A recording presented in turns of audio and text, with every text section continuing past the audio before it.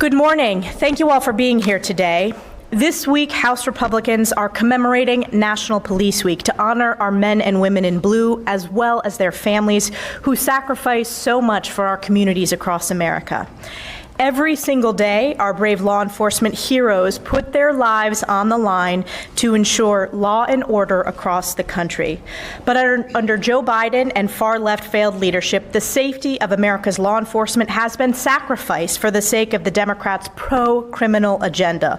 Lawless liberals handicap our police from doing their jobs with failed bail reform, like my home state in New York, and pro-criminal policies that appease the far-left Democrats' defund the police agenda. Now more than ever, Republicans recognize the need to fight for our police and against the far-left extremist anti-police movement. Republicans have and always will proudly back the blue. This week, we will bring to the House floor a series of bills to ensure that law enforcement has the tools and resources needed to preserve law and order. Today, we are honored to be joined by several of our colleagues who previously served in law enforcement and have great legislation on the floor this week. Their voices are so incredibly important to our House Republican Conference. We are also joined by two special guests, Sheriff Chad Bianco of Riverside County in California, representing the major county sheriffs of America, and we're also joined by the president of the National Fraternal Order of Police, Patrick Yoes. Thank you so much to our special guests for joining us. I want to first hand it over to Sheriff Bianco from California. Good morning. I am Chad Bianco. I am the elected sheriff of Riverside County in Southern California. Today at the National Law Enforcement Memorial, we recognize law enforcement officers who have made the ultimate sacrifice in the service of others. On behalf of all law enforcement leaders, I applaud Republican lawmakers at the federal and state level for their efforts in making public safety a priority. Over the past decade or so, the rule of law, a requirement of a civilized society, has been severely eroded by a sick and twisted progressive social experiment fraudulently called criminal justice reform. In this alternate universe, law enforcement officers are the bad guys and criminals are somehow victims of society. We cannot have a country without respect for law enforcement and an adherence to the law and order of our country. There must be consequences for criminal behavior. It is time to make crime a crime again. Today, my prayers go out to the families of those who have paid the ultimate price in the service above self. Thank you. Today, we come together to honor the lives of 222 law enforcement officers who gave their life in the service of others, that last full measure. 43 years ago, the Fraternal Order of Police had a small group of people to get together, about 100 or so, met at Senate Park and had the very first National Peace Officers Memorial Day.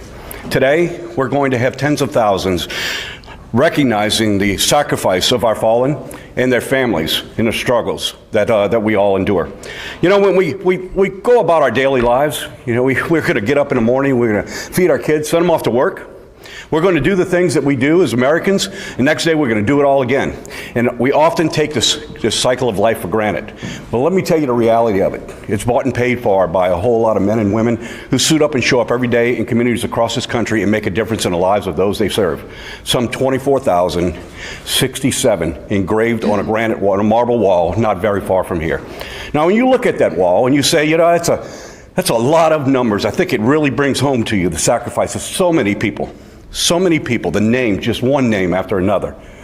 The sacrifice of so many people who protect our way of life.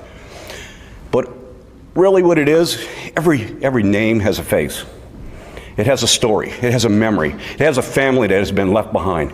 And that's why we're here today. As a free society, it is our responsibility to make sure that we always honor the sacrifice of our fallen and support the families as they move on. So I am honored to have all of you here today to be part of our memorial service where we pay tribute to those men and women who are brave enough to suit up and show up every single day and go in communities across this country and make a difference in the lives of the people they serve. Thank you. Ladies and gentlemen, we honor the Thin Blue Line this week in Washington, D.C., and it's appropriate that we do so. But I'd like to remind America that the lives of police officers and deputies, rank and file, frontline men and women that wear the badge across the country, they're American men and women just like you. wherever you are in your living room, watching this on your phone. In the years that I served wearing a badge, which were many, over 8 of those years were night shift. And before I'd leave our humble little home, my wife Becca, who had returned home from her day at work, she'd see me off and hand me my little lunch, and we had a little ritual. She would say, "Be safe and come home to me," and I would say, "Don't worry about me, worry about the other guy." And off I would go. And yes, it was a ritual, and yes, it was reflective of the love and joy that filled our home, but it was very real as well, because we didn't know if I was coming home. And sometimes officers leave for the night and they don't come home. And as Americans, we can sometimes take that for granted. And this is a week where Washington, D.C. comes together, Democrats and Republicans, all of us, and we recognize the service and sacrifice of the men and women of the Thin Blue Line. So, it's with great honor that I introduce some of my colleagues that have worn a badge and continue to serve. Good morning, everyone. My name is Pete Stauber, and I'm proud to have served over 20 years as a police officer. Policing is an honorable and noble profession, which is why I'm so disturbed by the dramatic rise in violent attacks on America's law enforcement.